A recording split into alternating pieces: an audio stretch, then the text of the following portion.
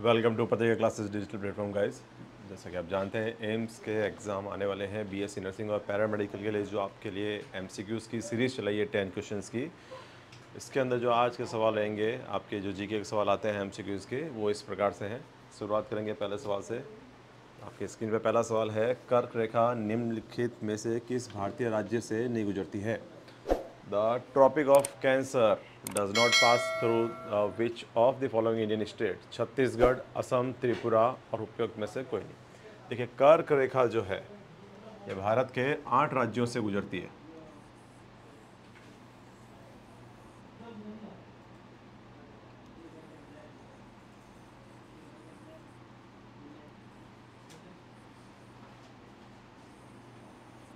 भारत के 8 राज्यों से कर्क रेखा गुजरती है। इनमें सबसे पहले नंबर पे जो आएगा राजस्थान, सेकंड है आपका गुजरात, मध्य प्रदेश, छत्तीसगढ़, झारखंड, वेस्ट बंगाल, पश्चिम बंगाल, 7 त्रिपुरा और 8 नंबर पे आएगा आपके मिज़ोरम। अगर ऑप्शन की तरफ देखा जाए तो कर्क रेखा असम राज्य से नहीं गुजरती है। इनमें भी ध्यान रखें, झारखंड की कैपिटल जो है आपके रांची, यह कर्क रेखा पर स्थित है। और कर्क रेखा से सबसे दूर की राजधानी कौन सी है? तो जयपुर राजस्थान की राजधानी कर्क रेखा सबसे दूर की है। कर्क रेखा का सर्वाधिक विस्तार या मैक्सिमम स्प्रेड जो है कर्क रेखा किस में फैली हुई है? आपके याद रखें, मध्य प्रदेश में कर्क रेखा ज़्यादा फैली हुई है। क्लियर बात यहाँ तक की? बढ़ेंगे अगले सवाल की तरफ। सेकेंड नंबर क्वेश्चन है, डिस्कवरी ऑफ इंडिया पुस्तक के लेखक कौन है? Who is the author of the book discovery of India? Discovery of India जो है जवाहरलाल नेहरू, भारत के पहले प्रधानमंत्री जवाहरलाल नेहरू द्वारा ये किताब लिखी गई थी। भारत की खोज नाम से इसे कह सकते हैं। डिस्कवरी ऑफ इंडिया ये बुक किसे कहते हैं? क्लियर है? सबसे लंबे समय तक प्रधानमंत्री रहने वाले जवाहरलाल नेहरू ही थे। आपके 1950 से लेकर 1964 के आसपास तक ये प्रधानमंत्री आपके रहते हैं। क्लियर है बात यहाँ तक की? अगला सवाल है, समुद्रगुप्त का दरबारी कवि कौन था? Who was the court poet of Samudragupta? देखिए, समुद्रगुप्त वंश के एक बहुत ही प्रतापी शासक थे। इन्हें त्रिसमुद्रतोय पितावाहन, 3 ये उपाधि समझिएगा आप लोग। अगर दक्षिण के अंदर बात की जाए तो इस साइड में आपके अरेबियन सी है, अरब सागर है। इस साइड में आपके बे ऑफ बंगाल, बंगाल की खाड़ी है। और सबसे अंतिम नीचे आपके हिंद महासागर, हिंद ओशियन है। इन्हें एक उपाधि दी गई थी त्रिसमुद्रतोय पितावाहन, जैसे शासक जिनके घोड़े 3 समुद्र का पानी पीते हैं। ये उपाधि भी इन्हें मिल चुकी है। और इनके जो कोर्ट पोएट या दरबारी कवि जो थे, ये थे हरिसेन। हरिसेन समुद्रगुप्त के दरबारी कवि रह चुके हैं। अगला सवाल है, स्वामी दयानंद सरस्वती के बारे में निम्नलिखित में से कौन सा कथन गलत है? Which of the following statement is incorrect about Swami Dayanand Saraswati? देखिए, इनमें कौन कौन से स्टेटमेंट है। सबसे पहला, उन्होंने सत्यार्थ प्रकाश पुस्तक की रचना की थी। ही compose the book Satyarth Prakash, सही जवाब है एकदम। सेकेंड नंबर है, वे आर्य समाज के संस्थापक थे। He was the founder of Arya Samaj, ये भी सही है। उनका जन्म स्थान गुजरात था, इस बर्थ प्लेस वॉज गुजरात, ये भी ठीक है। वे ब्रह्म समाज के संस्थापक थे। He was the founder of ब्रह्म समाज। देखिए, ब्रह्म समाज की स्थापना 1980 के बाद में की गई थी। और ये स्थापना जो है राजा राम मोहन राय द्वारा की गई थी।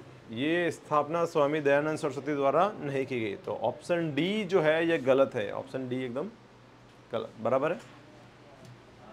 अगला सवाल है आपके सामने, वन संरक्षण अधिनियम किस वर्ष पारित किया गया था? In which year was the forest conservation act passed? 1980 में यह नियम लाया गया था।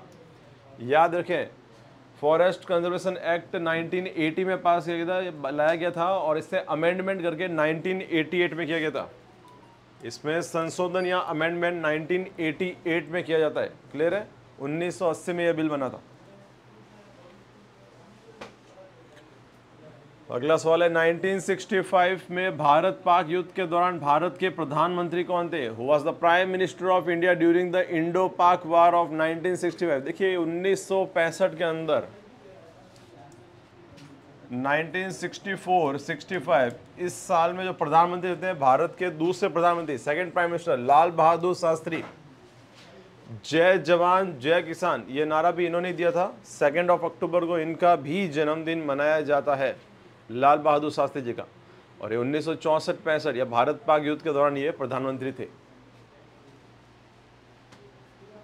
जी। अगला सवाल है निम्नलिखित में से कौन सा राज्य भारत के मसाला उद्यान के रूप में जाना जाता है?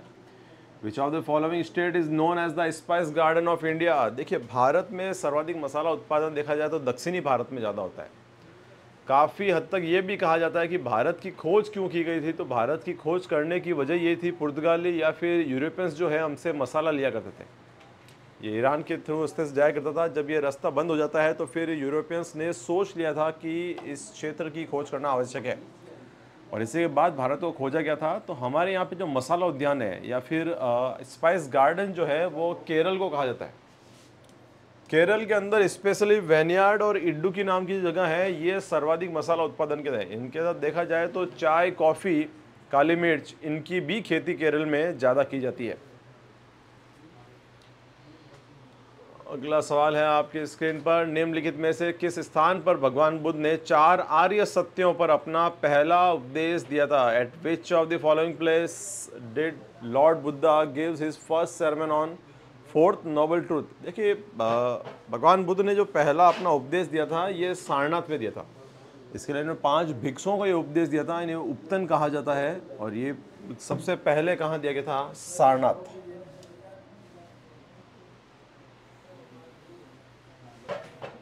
अगला सवाल है भारत के मुख्य सूचना आयुक्त कौन है? Who is the chief information commissioner of India? हाल ही में इन्हें नियुक्त किया गया था द्रौपदी मुर्मू द्वारा श्री हीरालाल सामरिया। ये भारत के चीफ इंफॉर्मेशन कमिश्नर है द्रौपदी मुर्मू द्वारा या राष्ट्रपति द्वारा इन्हें अपॉइंट किया गया था।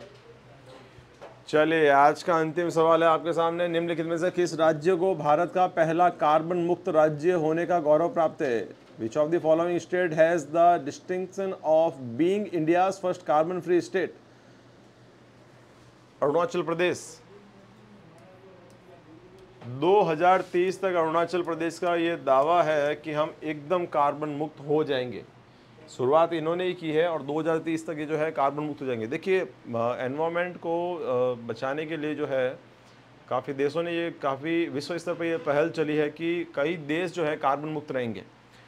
अब सेकंड थॉट ये भी है, कोई भी देश अगर डेवलप होना है तो वो बिना कार्बन उत्सर्जन के डेवलपमेंट नहीं होता, बिना इंडस्ट्रीज़ के डेवलपमेंट नहीं हो पाएगा। तो जो जितने भी आपके डेवलप्ड कंट्रीज़ हैं इनकी कार्बन लिमिट को डिसाइड किया गया है और इसी के तहत हर कंट्री के अंदर अपना स्टेट जो है वो कार्बन फ्री होने की कोशिश करता है। तो हमारे भारत में जो सबसे पहले कार्बन मुक्त होने वाले हैं वो कौन से? आपके अरुणाचल प्रदेश। ये आपके कुछ MCQs थे जिन्हें कई एग्जाम में पूछा जाता है। मिलेंगे नई क्लास में नए MCQ के साथ, तब तक लाइक और सब्सक्राइब करते रहें, चैनल को ज़्यादा से ज़्यादा शेयर करते रहें। Thank you.